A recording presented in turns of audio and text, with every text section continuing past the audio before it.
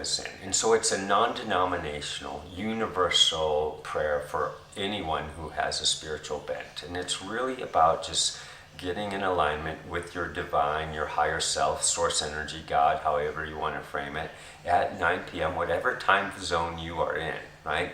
And that there really is no time in the quantum field, but it's still good to be there with others. And so my parents do this, have done this for 10 years. I've been doing it for 20 years. There's thousands of others around the world, just in the space of prayer, here in the heart. You're really just amplifying the emotion of joy, of gratitude. You're lifting human consciousness. So that's the intention that we're setting. It's just the lifting of human consciousness, our brothers and sisters around the world. And then we're expanding that out with the joy, with gratitude in our heart. So it's an active meditation where we're staying awake for those 10, 15 minutes between 9 and 9:15, where we're just amplifying this out to the world. And it's that simple. And it's a beautiful bedtime ritual to set the stage for a great night's sleep and to ensure that you're starting to wind down by that hour. And so it has ancestral health benefits as well. So it's helping on the energetic, the spiritual level, the mental level, the emotional level, and even the physiological level. So it's a wonderful practice that doesn't take long, and you're in communion with others, so you're not alone. And it helps a lot of lonely people. It helps people that are very yang and busy all the time to just take this time to come back to that heart-centered space and it's the coherence, right? Where we're just in this space of lifting. Here's what's coming up next on the Holo Movement Purpose Lab. Hello, my name is Zenka. I'm founder of LightNet, and my passion and purpose is to make the impossible possible. It is an honor for me to introduce Mark Szymczak of the Sedona Quantum Consciousness Center. He has been here in Sedona uniting many different organizations and people around what he believes is the most important thing that we need to do right now, which is to expand our consciousness. This is the key to our future.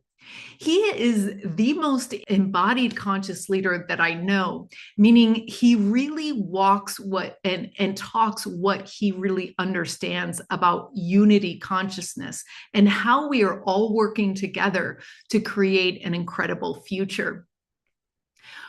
Just like the last guest, Carolyn Hauser, he really stresses this idea that if our nervous system is not settled, it's very difficult for us to find the space to come in and listen to our guidance and also our purpose. He promotes the idea of breathing through your nose, of getting outside in nature, in the sunlight to exercise so that your body can receive everything you need to know to live your purpose. The other thing that makes him incredibly powerful is that he organizes a 9 o'clock prayer meditation. This is for 15 minutes where you stop whatever you're doing at 9 o'clock and you just listen. You listen to the steps that you are taking in order to fulfill your purpose. And also you feed the field with joy, which he's really into, and also peace. And we know those two emotions are the highest things on the Hawking's consciousness scale. His strategy is exquisite. He supports many organizations through his 2 locations, the Desert Rose and the Canyon Rose, which offer retreats for people coming together to expand our collective consciousness.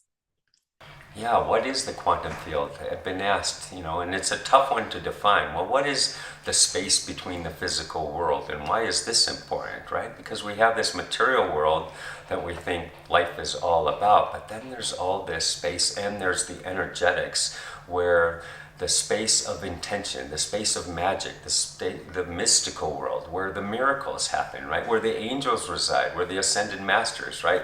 This other world dimension, maybe. I don't know if we'd call it world, dimension, this space of intention, right? This space where things can manifest if we put our attention there. And so there's a lot of research around the quantum field. Certainly people like Lynn McTaggart, Joe Dispenza have done work there. Well, if we step up our emotions while in this space, right, we can actually energetically bring things about that we're doesn't take as much work. We can have this law of attraction, magnify things that we want to happen in life toward us, right? And so as we access this quantum field in this space, and we're in this space, we'll see that the miracles do happen. And so for some people, it can be instant. In Sedona, we have the synchronicities that happen rather quickly, but that's not for everyone. And it doesn't mean it just has to be Sedona. It can be other places around the world. But there's also that it can take some time, and it may not show up always as you think it's going to show up. So that perspective, that lens that you take on to see it for, this is how it's been, how I've been gifted, right? So if we start to look through the lens of, the quantum field, the universe is here for us, not to us, that these circumstances through Andrew and Connie, so the trusting universe, it is about this space of a loving universe, and that circumstances are happening for our benefit, not to us, right?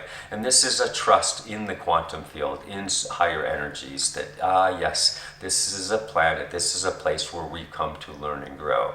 And so if we can move into this space and understand it a little better, and move into a higher emotional intelligence around it and access it more, we can deal with things that happen in life with a little less drama, with a cleaner lens, maybe with more amusement, and see it that, okay, this is a great lesson, this isn't hurtful, right? And we can move through some of the more hurtful things a bit quicker. So again, the quantum field is just a space to access, a field to access, to help bring about the joy in life. For more, watch the full episode, which will be aired on Monday. Or you can find this story on our podcast, Awaken Your Purpose. To find your passion and purpose, join us at hollowmovement.net/